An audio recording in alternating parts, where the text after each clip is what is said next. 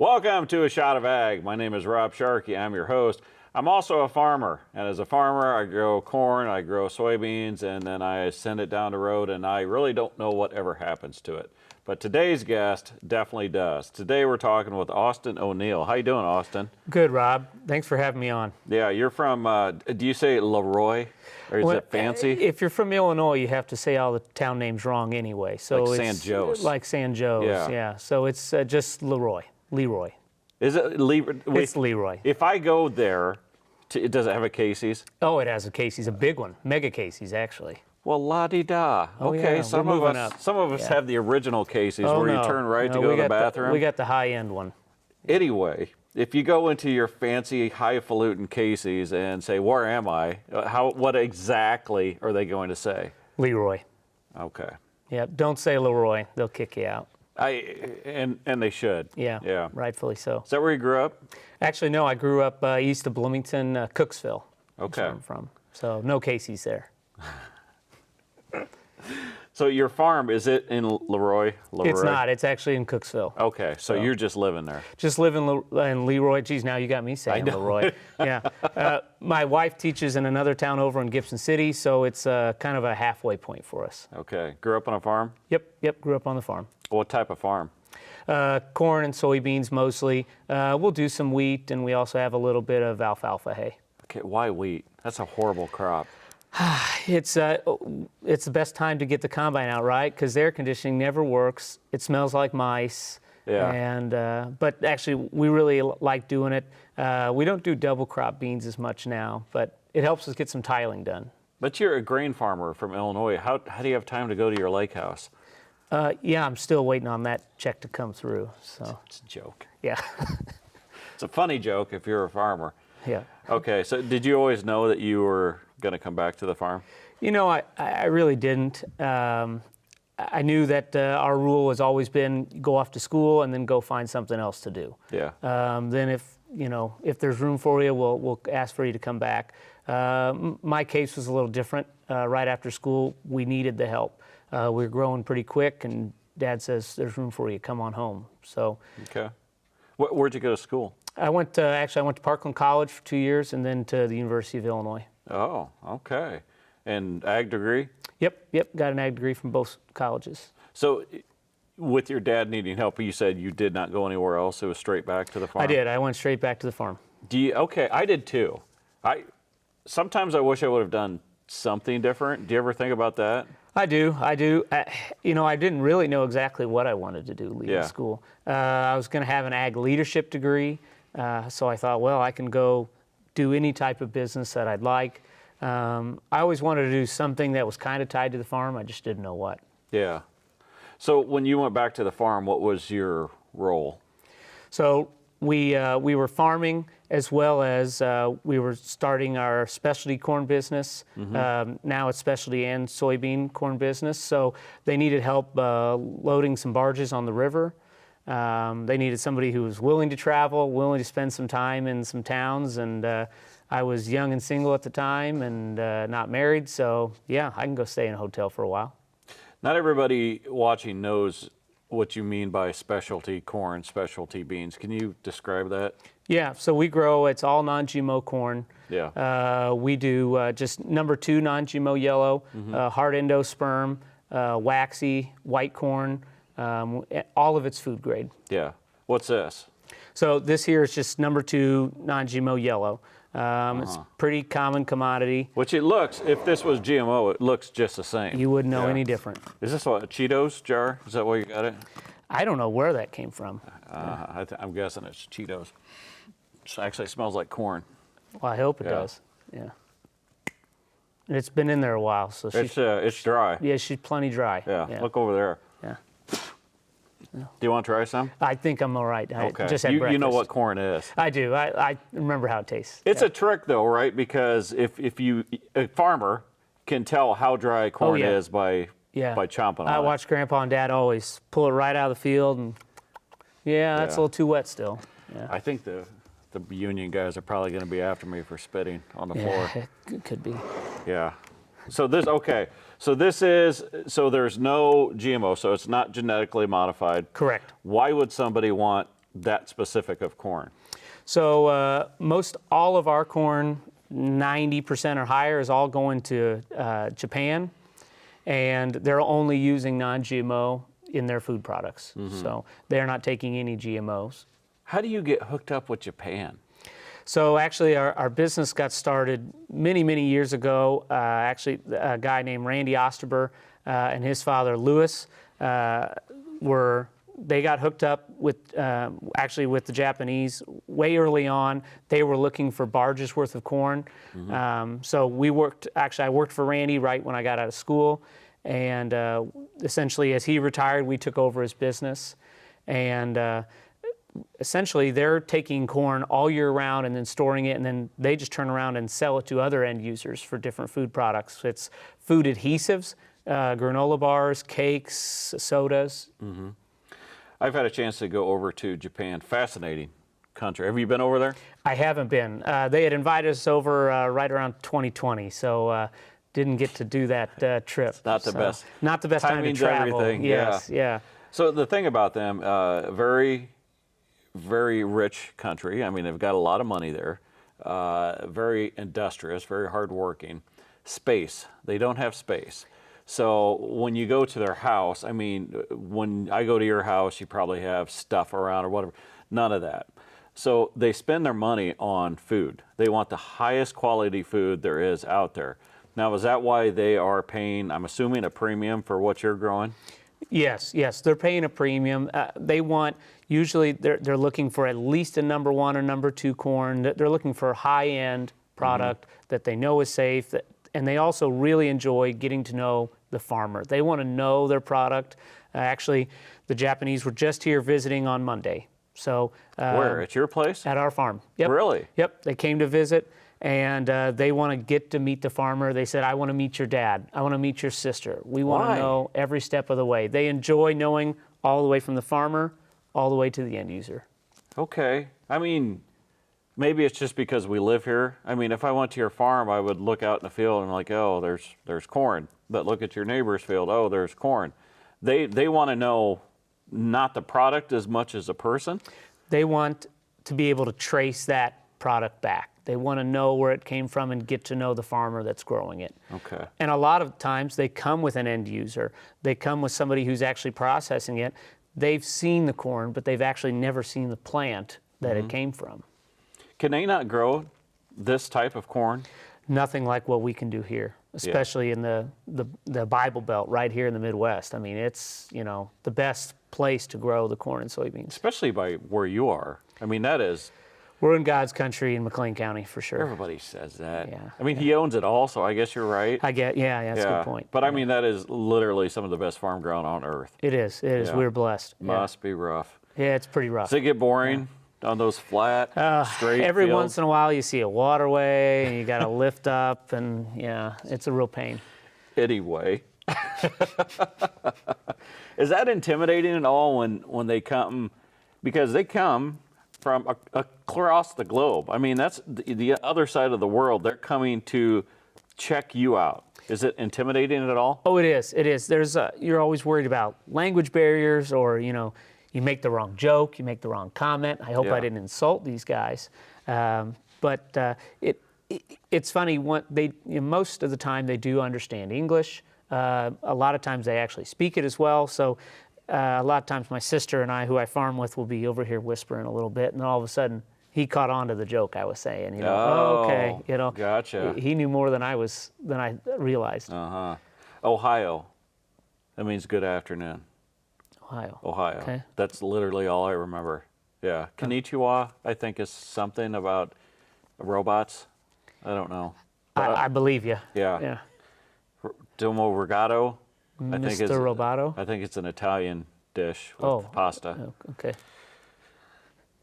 It's been a while since I was yeah. over there. All right, so they came here. Were they happy with what they saw?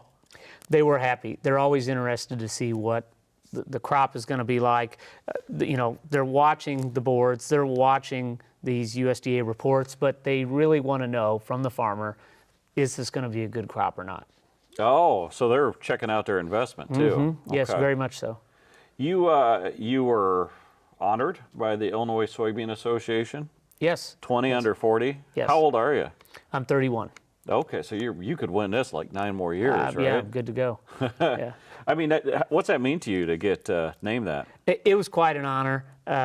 It's something that you never realize that you're doing that much or making that big of an impact until somebody says, "Well, look at all the things you're doing and for your community." And I'm very humbled and appreciative.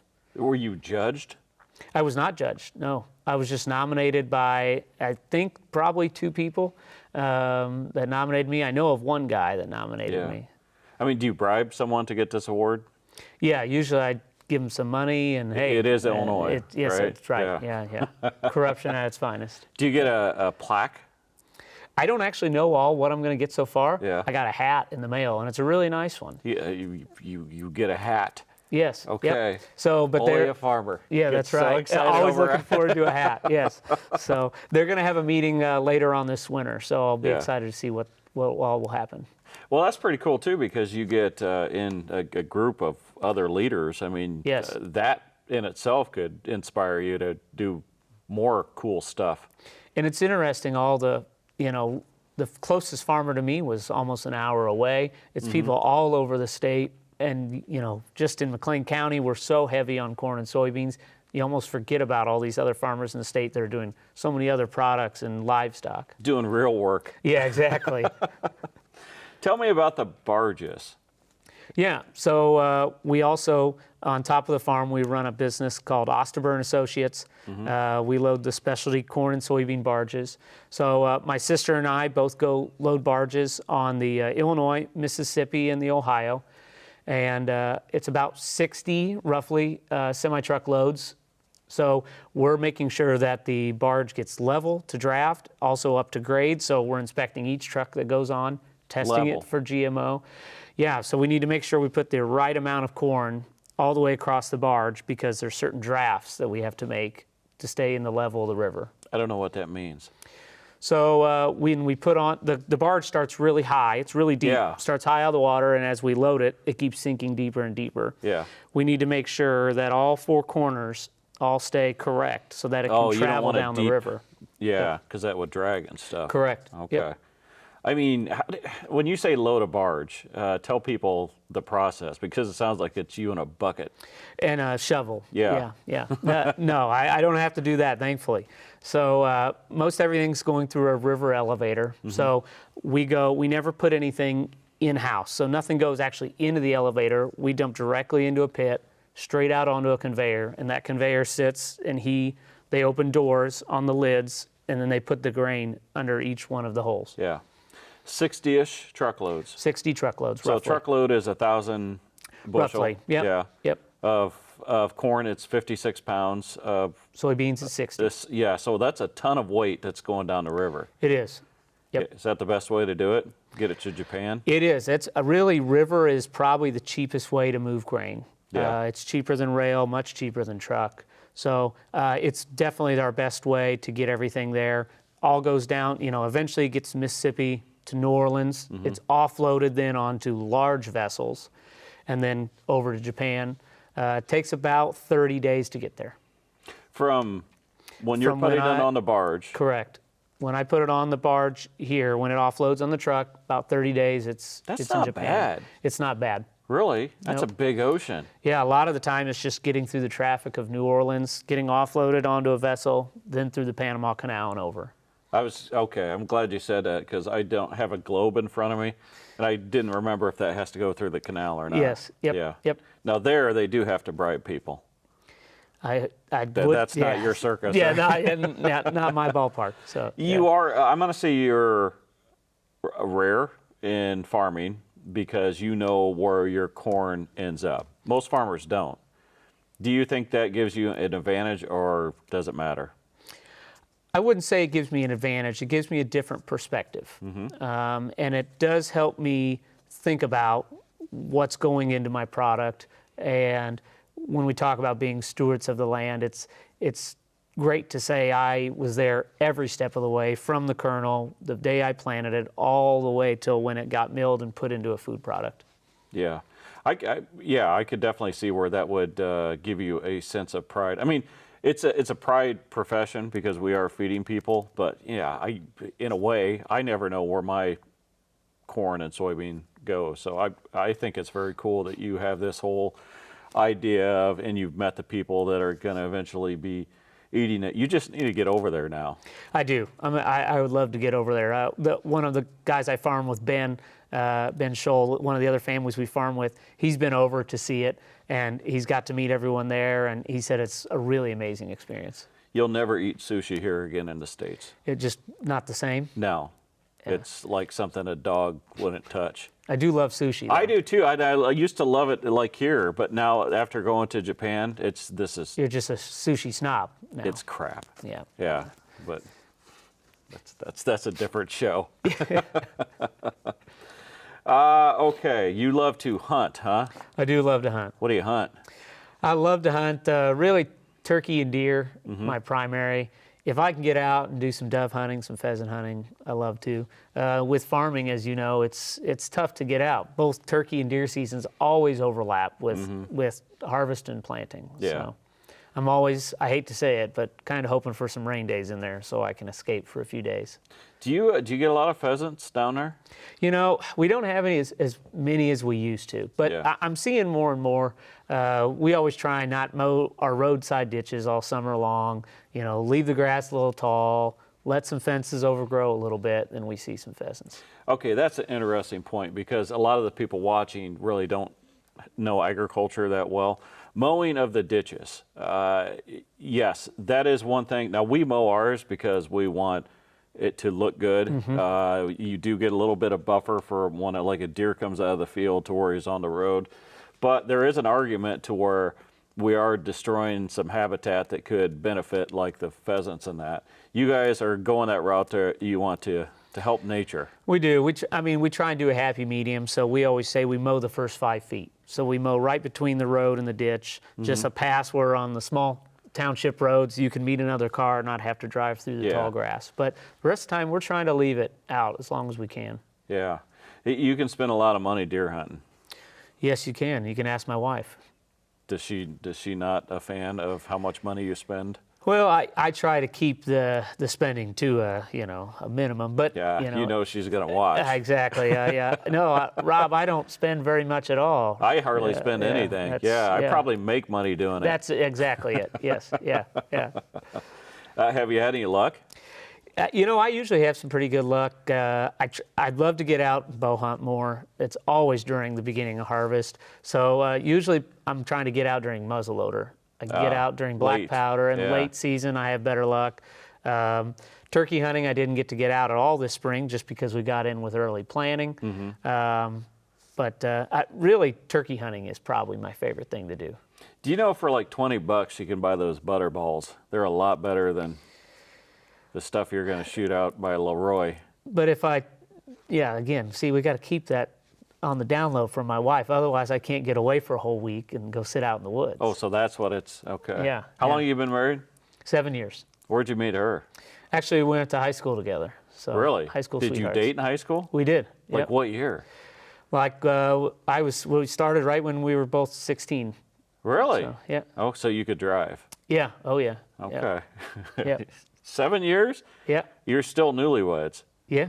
Yeah. Well, they say that 7 years though is you're at that fork in the road, so it's either going to go good or bad. Who's all involved in your farm? So we're actually two families that farm together. So the O'Neill family, my family, and the Scholes. So it's two father and sons, and as well as my sister, Okay. Your sister, is she older, younger? younger sister. Okay. She's 26. More and more women coming back to the farm. It's actually not unusual anymore. Yeah. Was that an issue with your guys' farm? My sister actually has a radiology background from school, and we ended up needing some more help on the farm. Said we could use her. She came home, and she said, if you can do it, surely I can do it. Yeah. And actually, she does it better than I do most days. So, yep. You try to make up for what you said about the wife. I don't know if it helps if you're complimenting your sister. Any points counts, I think. Yeah.